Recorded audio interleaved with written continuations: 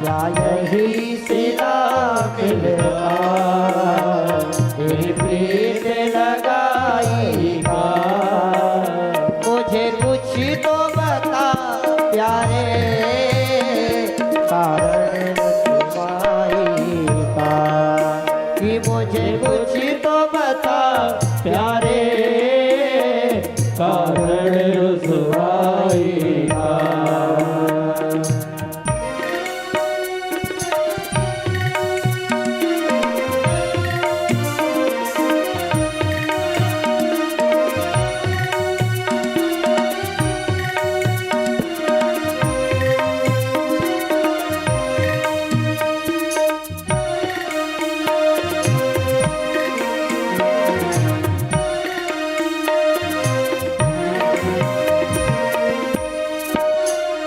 अगर नजर में अब गुण थे तो क्यों अपनाया था।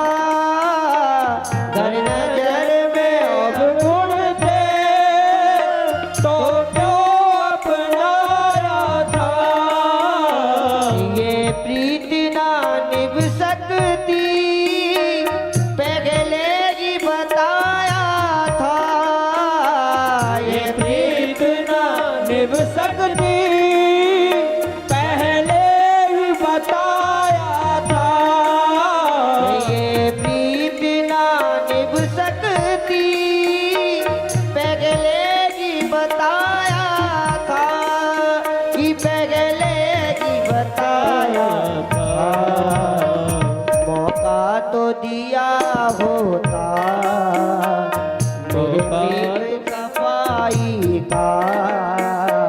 मौका तो दिया होता मेरे मीत सफाई का। मुझे कुछ तो बता प्यारे कारण रुसवाई का। मुझे कुछ तो बता प्यारे कारण रुसवाई का। कि मुझे कुछ तो बता प्यारे कारण रुसवाई का। उद्धव जी ने जब ये सब सुना तो उद्धव का जो ज्ञान चक्षु थे महाराज सारे खुल गए और गोपियों के चरण में सिर झुकाकर उनको प्रणाम करने लगा कि धन्य है आप और धन्य है आपका प्रेम, धन्य है आपकी भक्ति। मथुरा से जब उद्धव चले तो ज्ञानी उद्धव बनकर गए थे, और जब वृंदावन से गए तो प्रेमी उद्धव बनकर गए। जब वहां पर पहुंचे भगवान श्री कृष्ण के पास तो उल्टा उद्धव जो पहले समझा रहे थे अब वो जाकर कृष्ण को डांटने लगे। क्यों कृष्ण, तेरे से जैसा निष्ठुर मैंने कहीं नहीं देखा। अरे वो माँ यशोदा रो रो के पागल हो गई, गोपियां तेरी याद में खाना पीना अपने आप को भूल गई और तू यहाँ निष्ठुर होके बैठा है। भगवान ने कहा उद्धव यही मैं देखना चाहता था, तुम्हारे अंदर ज्ञान तो था परंतु प्रेम नहीं था, इसीलिए मैंने तुमको भेजा था। और भगवान ने अपनी लीला से प्रकट कर दिया। ना तो राधा रानी उनसे दूर हैं, बगल में नंद बाबा और यशोदा को वही प्रकट कर दिया। उद्धव को मानो ये दिखाना चाहते थे कि वृंदावन से मैं कभी भी दूर नहीं हो सकता, ये तो तुम्हारे को दर्शन कराने के लिए मैंने भेजा था, क्योंकि तुम ज्ञानी तो थे परंतु प्रेमी नहीं थे, और बिना प्रेम के ज्ञान अधूरा है। कल के प्रसंग में बताया था कि प्रभु प्रेम से मिलते हैं। रामा ही केवल प्रेम प्यारा, जान ले उसो जान निहारा। प्रभु प्रेम के प्यारे हैं, प्रेम को पसंद करते हैं। उद्धव ने ठाकुर जी को, कन्हैया को, कृष्ण को प्रणाम किया और अपनी लीला को बोले कि प्रभु समेट लीजिए, मैं नहीं देख पा रहा हूं। महाराज कंस को मारा था ना, तो कंस की दो पत्नियां थी, एक का नाम अस्ति था, दूसरे का नाम प्राप्ति था। अस्ति मतलब है, प्राप्ति मतलब होगी। जीवन में ये दोनों चीजें हमेशा हमारे साथ चलती हैं, है और होगी, है और होगी। जो पास है वही पर्याप्त है। मन ने अगर ये समझ ले तो आगे का जीने का मार्ग सरल हो जाता है। जो पास है यही पर्याप्त है, जो भाग्य में था वो मिला, अगर ये समझ के संतुष्टि मिल जाए तो आगे फिर किसी से द्वेष या किसी से हीन भावना नहीं होगी, क्योंकि आवश्यकता तो ठाकुर जी सबकी पूरी करते हैं। अस्थि प्राप्ति रोते हुए अपने भाई के पास पहुंची। उनके भाई का नाम महाराज जरासंध है। जरासंध ने देखा कि हमारे बहन का सुहाग कन्हैया ने उजाड़ा, सो महाराज कन्हैया से युद्ध किया। भगवान श्री कृष्ण ने जरासंध को 17 बार युद्ध में हराया।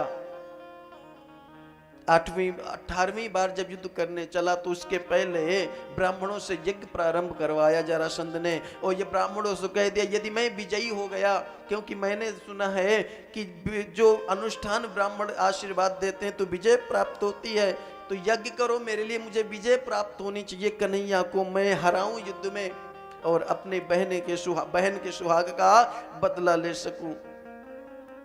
ब्राह्मणों से यज्ञ करवाया और भगवान ने सोचा कि ब्राह्मणों का वध हो जाएगा। अब जो ब्राह्मण यज्ञ में हवन करते और आहुति डालते और एक ही प्रार्थना करते, कृष्णाय वासुदेवाय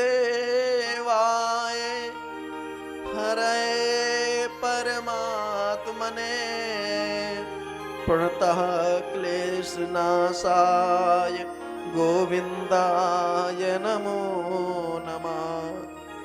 ये श्लोक हर किसी को याद कर लेना चाहिए। जब भी कोई समस्या, जब भी कोई विषम परिस्थिति हो ना, तो इस श्लोक का पाठ करना चाहिए। कृष्णाय भगवान श्री कृष्ण के लिए, वासुदेवाय भगवान वासुदेव के लिए, हरे भगवान हरि के लिए, परमात्मने भगवान श्री परमात्मा के लिए, जो पूर्ण ब्रह्म परमात्मा है, सबके लिए, सबसे। प्रतः क्लेश नाशाय, मैं प्रणाम करता हूँ किस लिए? हमारे जितने भी कष्ट हैं, जितने भी क्लेश हैं, जितने भी दुख है, सबका निवारण हो जाए, सब खत्म हो जाए और दुखों से भगवान हमारी रक्षा करें, भगवान हरि हमारी रक्षा करें। इस प्रकार स्तुति करी। सो महाराज वहां पर भगवान रण छोड़ के भाग गए। बोले ना तो मैं युद्ध लड़ूंगा और ना ही जरासंध की हार होगी, ना जरासंध की हार होगी और ना ही ब्राह्मण फालतू में मारे जाएंगे। मैं अपने भक्तों के लिए रणछोड़ कहलाया जाऊंगा। जो अभी तक जो धर्म था कि रणभूमि से कोई भी वीर ऐसे पीठ दिखा के नहीं भागता, मैं भागूंगा। हमारे भक्तों की रक्षा होनी चाहिए। खुद का मान टल जाए पर भक्त का मान न टलते देखा।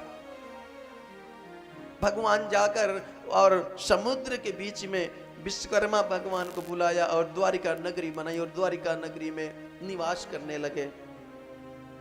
भगवान श्री कृष्ण के बड़े भाई बलराम की शादी महाराज भगवान श्री कृष्ण ने कराया। और इधर रैवत देश के राजा हैं महाराज, और उनकी पुत्री है रुक्मणी और इनका भाई है रुक्मी। तो रुक्मणी की शादी शिशुपाल से करना चाहता था, गया और शिशुपाल से शादी का प्रस्ताव भी ले आया। और जब ये बात माँ रुक्मणी को पता चला तो माँ रुक्मणी अपनी भाभी के पास गई और रोने लगी।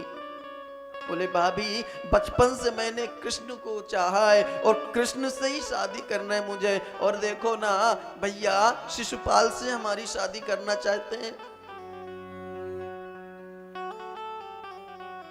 मां रुक्मणी ने एक पत्र लिखा कृष्ण भगवान के लिए। बोले प्रभु, जो हक सिंह का हो वो हक आज एक सियार लेके जाने वाला है। सो आप जल्दी आइए। जन्म से जब से मैंने तुम्हारी कहानी, तुम्हारी लीलाएं, तुम्हारी कथाएं सुनी हैं, तब से मैं आपसे ही ब्याह करना चाहती हूँ। और वैसे भी माँ लक्ष्मी तो जन्म जन्मांतर से नारायण की ही है। माँ ने लिखा कि यदि ये सोचते हो कि वहां बहुत भरी सेना होगी, मैं कैसे लेके आऊंगा, तो प्रभु मैं इस संध्या के टाइम में मैं जाऊंगी माँ कात्यायनी की पूजा करने।